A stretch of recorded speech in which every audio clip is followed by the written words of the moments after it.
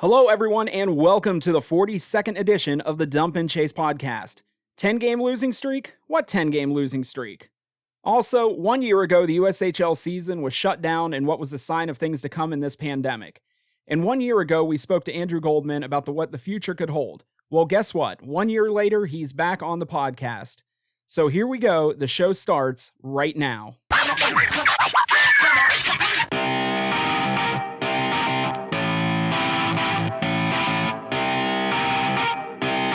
Shut up and sit down.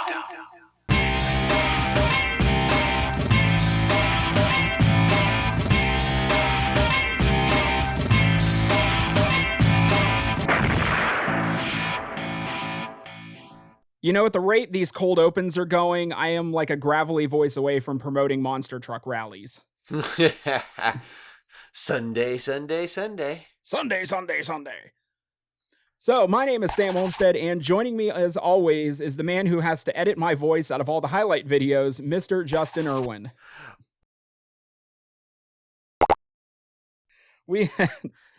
I was going to say what we were talking about, now I'm kind of debating whether... Basically, we were having a conversation about something to do with... Shall we say arranged human trafficking of people from Eastern European countries. Yeah. I can't for the life of me remember how we got onto this conversation, but somehow we got onto this conversation. It was right when a goal was scored, and according to you, you had to go through and like edit the audio out. It was very of the conversation that was going on. It was very inappropriate, and we still apologize. Yeah. Between that and my idea for the title card, it was just a banner weekend for me. Since this episode is 1 year removed from when the season was postponed last year, we brought back our coronavirus title card that you can see on the screen right now. I was going through the whole thought process in my head, thinking, you know, it's a year later, we have vaccines now. Is there a way we can update like that title card to kind of reflect what's going on right now? And the first thought I had was like, well, maybe if we had like, you know, needles, you know, insinuating, you know, that's for the vaccine. And I had that thought. And then I pictured the title card with our, you know, our characters with needles hanging out of our arms. And thankfully I had that visual before I opened my mouth and said something, because man, would that have been wildly inappropriate. Yeah, as you know, not like we're also in the middle of a opioid epidemic as well. Yes, that would not be appropriate. So, brain fart aside, you will notice there are no needles on the title card. Thank God we're getting better at brainstorming these things out instead of just blurting them out or running with something or. Yeah, that would be inappropriate of us. Okay, so looking to this past weekend, the Phantoms came into the weekend on a 10-game losing streak. After the game on Friday, the 10-game losing streak was no more, and the Phantoms came out of the weekend only on a 1-game losing streak. So things looking up in the city of Youngstown for the Phantoms. Friday was a 6-3 win. Finally, long overdue. Big sigh of relief out of the crowd, followed by a lot of cheering. Saturday was followed up with a 5-4 loss. Usually we tend to kind of blandly go through these games and recap them, which, you know, there's already been recap articles and everything else that's already done to death. So we're going to switch it up a little bit here. We basically came up with a few categories for these games. We'll each give an answer to what we feel fits into this category for the week. And we will be starting with you, Justin. What was it this weekend that you liked? I like that we actually had a response this weekend. You know, we won one, we lost one, but it was a close game down to the last couple minutes. We went down in the first period in both games. The guys didn't take their foot off the gas this week. We fought back. We had one, you know, really solid looking game. And then say what you want about Saturday. We could have won that one. We didn't, but it was a close, hard-fought game. So I liked how we responded.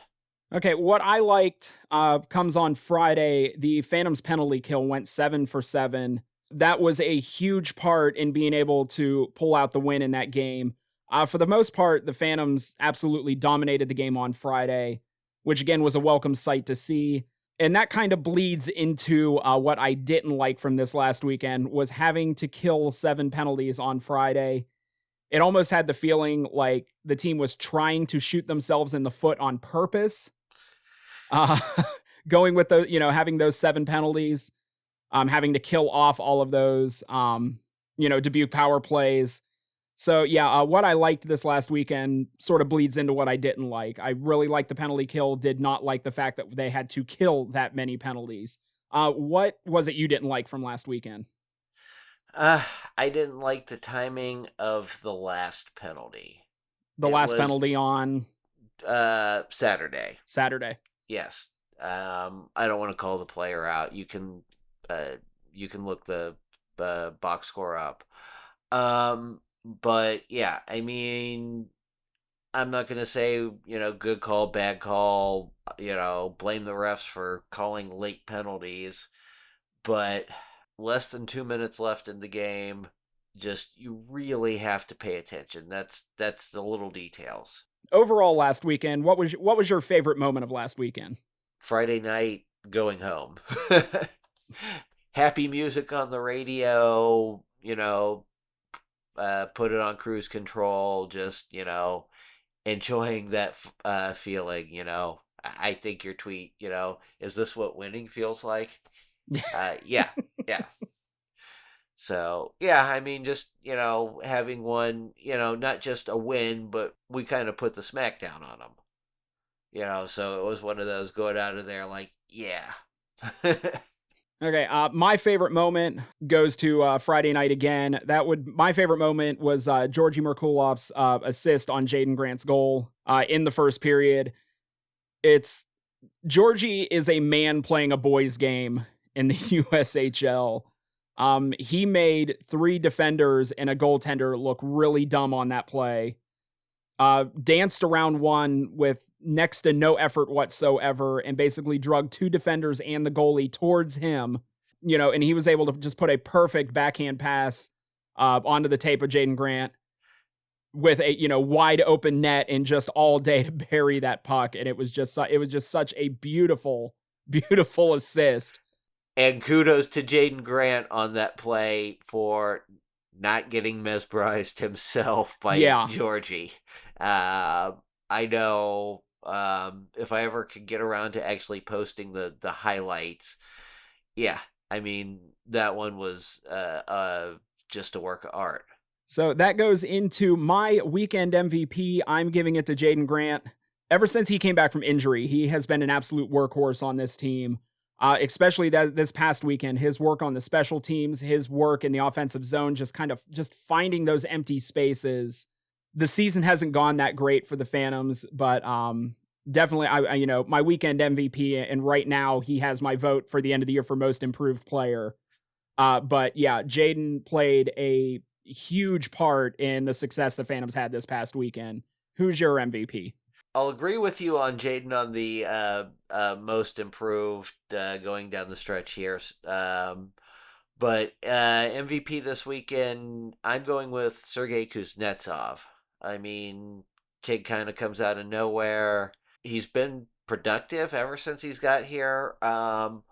Starting to look a lot more comfortable. Maybe not the most graceful we've seen. 2 goals and an assist. Always down in the paint. Obviously trying to make a play, competing for the puck. Really impressed in the short period of time that he's been with the Phantoms, just kind of how he's progressed. Okay, so as we mentioned before, this past Friday, March 12th, marked the 1-year anniversary from last season when the season was postponed and then eventually 6 days later it was canceled. We're not going to go a ton into it here. Essentially what we did a year ago on that show, we had Andrew Goldman on. As a horribly hectic day as that was, he was able to make a few minutes for us. So being the 1-year anniversary of that, we brought Andrew back.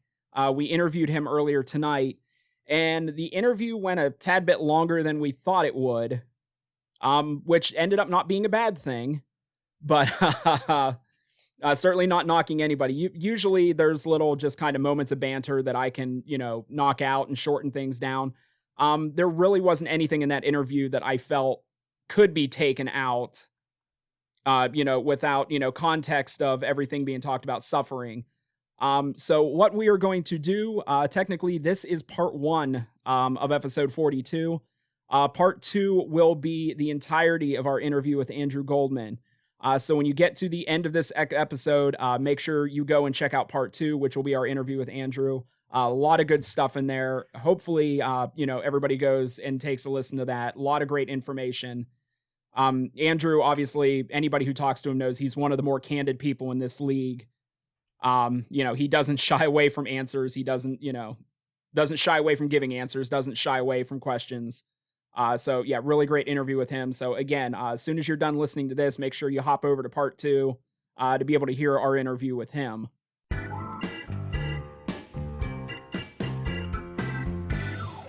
So this weekend, the Phantoms are traveling up to Plymouth, for a 3-game series. Originally was supposed to be 3 games with the under-17s. The games on Friday and Saturday will still be with the junior squad. The game on Sunday will be with the under-18s. And after a brief conversation with Andrew after our interview about this, there wasn't nearly as much nefarious about this as there was the last time they pulled a switcheroo on which team they were going to send down. So we'll give Team USA a pass this time on the criticism. Unless, of course, one of our kids gets suspended or injured on Sunday, then we'll probably have a few things to say next episode about Team USA. Oh, we're not going to let facts get in the way of a good story here. No, sir.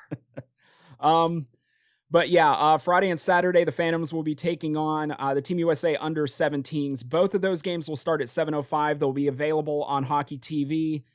The game on Sunday against the under-18s will start at 4:05 p.m. Once again, that game will be on Hockey TV. I talked a little bit about it in my blog. The U17s, they're a good squad. I don't think they're as good as they've been in the past couple years. Their numbers, although they have played less games, if you look at percentages, their numbers are not that far off from Youngstown. So maybe a down year for the U17. So hopefully opportunity maybe at least to pick up a couple more points this weekend.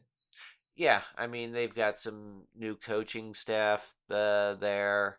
I agree with you. They're probably not as good as, some of the previous years. You see that it's an ebb and flow type sometimes with those. All right, start back over.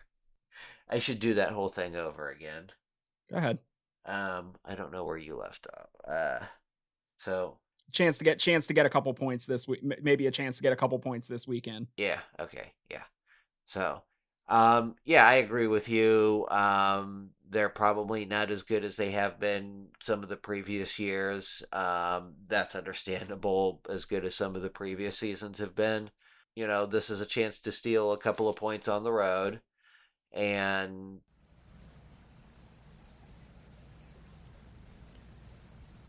man, I have nothing really to say about them. And that's and that is what I refer to the hamster falling off the wheel. Yeah, we're falling off the wheel right now.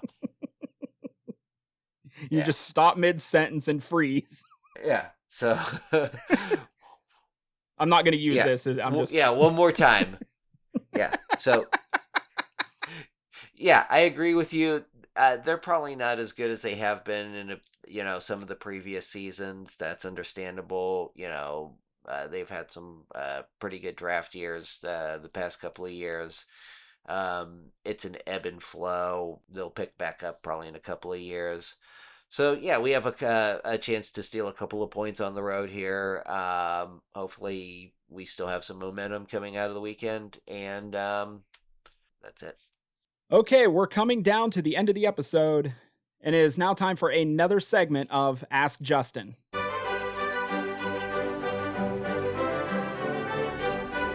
So I know your work schedule has been crazy lately. I can see all your hair is falling out. Sorry about that. uh, my work schedule has been very goofy the past week or so. Me and my wife have our anniversary trip coming up this weekend. I will be offline, even including hockey, Friday through Saturday. Plus trying to get this episode together and everything else. Guess what I did not do? I did not go fishing for a question this week for the Ask Justin segment. And so at the very last second, I had to come up with something. Oh, so your Ask Justin question this week is coming from me because I totally dropped the ball on this. So this is kind of going to be a little scenario situational type of deal. Hypotheticals. Oh, I'm good at these. Okay. All right. So in your opinion, which is more likely? The 2016-17 Phantoms winning the Clark Cup with Prosvetev in goal, or the 17-18 Phantoms winning the Cup with Kolbakov in goal?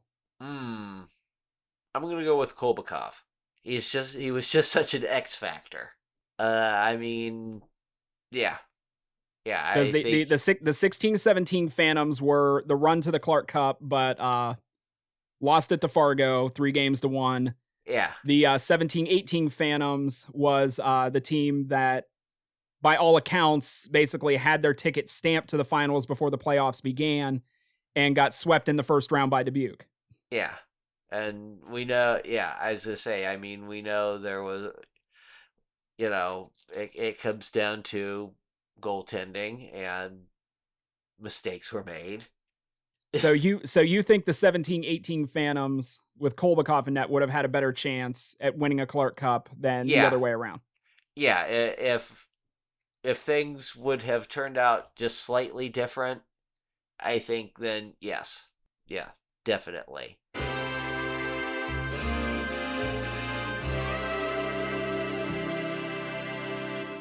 And that is all the time we have for this episode. Again, I want to say our interview with Andrew Goldman will be in part 2 of this episode. So again, as soon as this episode's over, make sure you jump over to that. I mean, it's always nice when he agrees to come on the show because it means our tickets haven't been canceled yet. So as much fun as it is to talk to him, it's always good to know that it means that we're still welcome at the games and welcome into this world. But beyond that, the Dump and Chase podcast is brought to you by hockeyfan.com. We both have blogs on the site, so make sure to get on there, check those out. We're also syndicated on ohiohockeydigest.com in the Phantom section. If you haven't yet, make sure to subscribe to our channel, hit the notification bell, so that way you will know as soon as a new episode is released. And of course, follow us on Facebook and Twitter. The links are in the description. So for Justin Irwin, I'm Sam Olmstead. Thanks for tuning in, and we will talk with you all again soon.